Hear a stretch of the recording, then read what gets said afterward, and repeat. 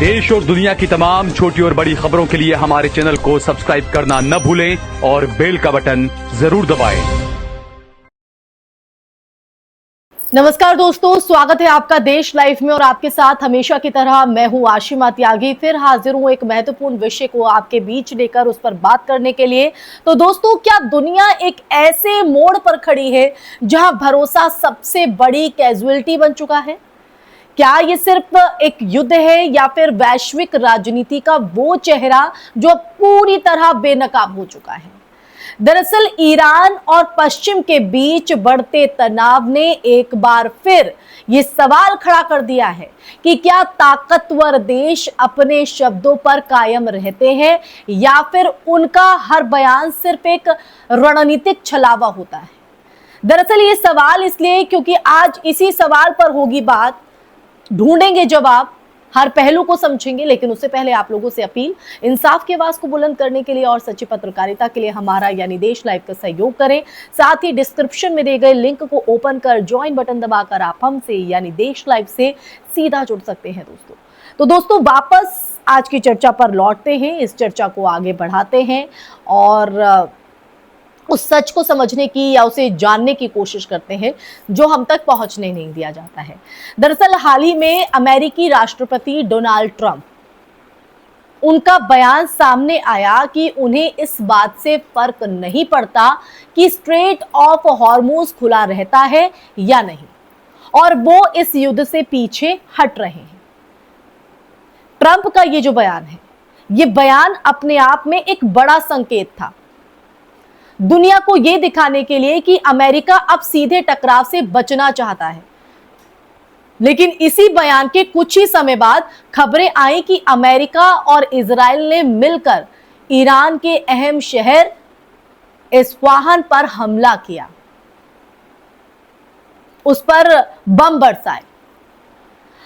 अब दोस्तों, यही वो पॉइंट है, यही वो बिंदु है जहां से पूरी जो कहानी है संदिग्ध हो जाती है। क्योंकि एक तरफ शांति की बात, दूसरी तरफ सैन्य कार्रवाई।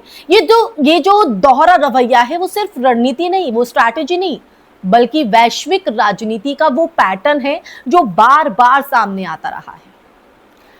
दोस्तों, ईरान के लिए यह हमला सिर्फ सैन्य नहीं बल्कि प्रतीकात्मक भी है। इस्फहान कोई साधारण शहर नहीं है, ये ईरान का सांस्कृतिक, औद्योगिक और सामरिक पहचान का केंद्र है। यहाँ के जो सैन्य और परमाणु प्रतिष्ठान है वो लंबे समय से पश्चिमी देशों की निगाह में रहे हैं और ऐसे में यहाँ जो हमला करना सीधा संदेश देता है कि टकराव सिर्फ सीमाओं तक सीमित नहीं रहेगा बल्कि देश के दिल तक जो है वो पहुंच सकता है। अब अगर हम इस पूरे घटनाक्रम को व्यापक परिप्रेक्ष्य में अगर देखें तो ये साफ दर्शाता है कि अमेरिका और इजराइल की जो रणनीति है वो हमेशा से बहुस्तरीय जो है रही है। बेंजामिन नेतन्याहू लंबे समय से ईरान को अपने अस्तित्व के लिए सबसे बड़ा खतरा बताते आए हैं।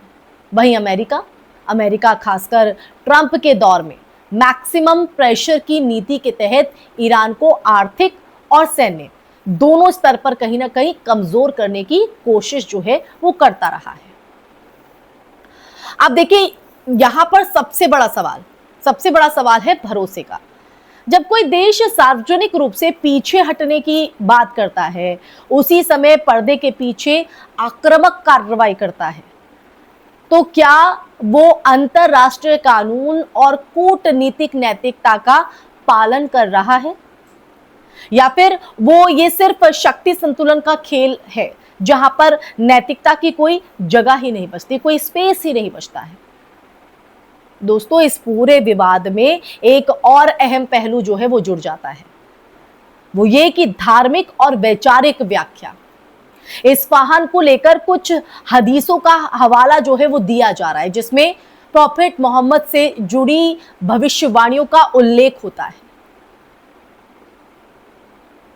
हालांकि यह समझना बेहद जरूरी हो जाता है कि धार्मिक ग्रंथों की जो व्याख्या है उस व्याख्या को मौजूदा राजनीतिक घटनाओं से जोड़ना अक्सर भावनाओं को भड़काने का काम करता है और इससे वास्तविक जो मुद्दे हैं इससे वास्तविक मुद्दे जैसे अंतर्राष्ट्रीय कानून, नागरिक सुरक्षा, वैश्विक स्थिरता पीछे छूट जाते हैं।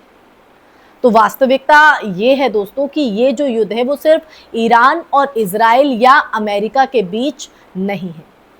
ये उस वैश्विक व्यवस्था की परीक्षा है जहां ताकतवर देश अपनी शर्तों पर नियम बनाते हैं।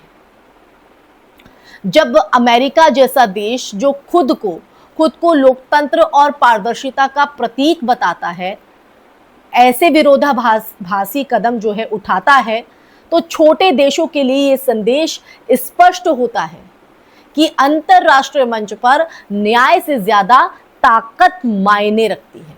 तो इजराइल की जो भूमिका की अगर हम बात करें तो इजराइल की भूमिका भी कम विवादास्पद नहीं है। उसकी जो सुरक्षा चिंताएं हैं, वास्तविकता हो सकती हैं, वास्तविकता बिल्कुल हो सकती हैं, लेकिन लगातार आक्रामक रणनीति और पड़ोसी देशों में सैन्य हस्तक्षेप ने क्षेत्र को और अस्थिर बना दिया है।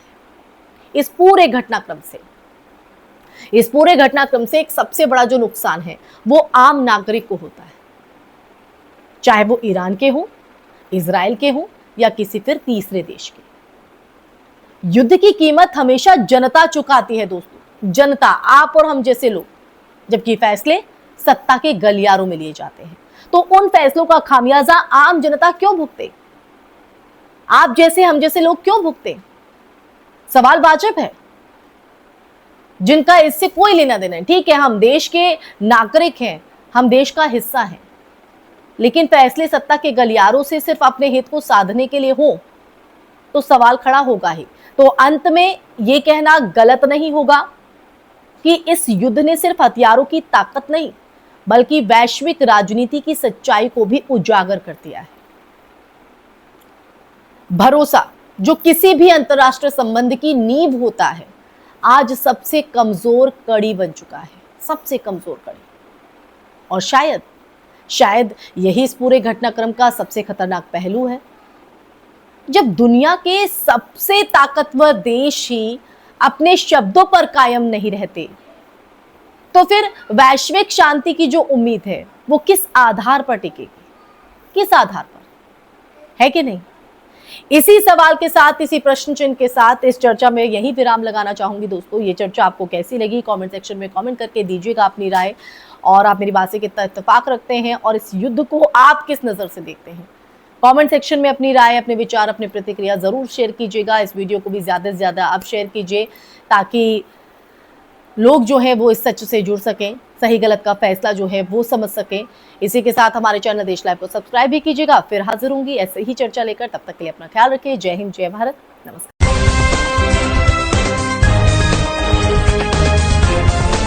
देश और दुनिया की तमाम छोटी और बड़ी खबरों के लिए हमारे चैनल को सब्सक्राइब करना न भूलें और बेल का बटन जरूर दबाएं।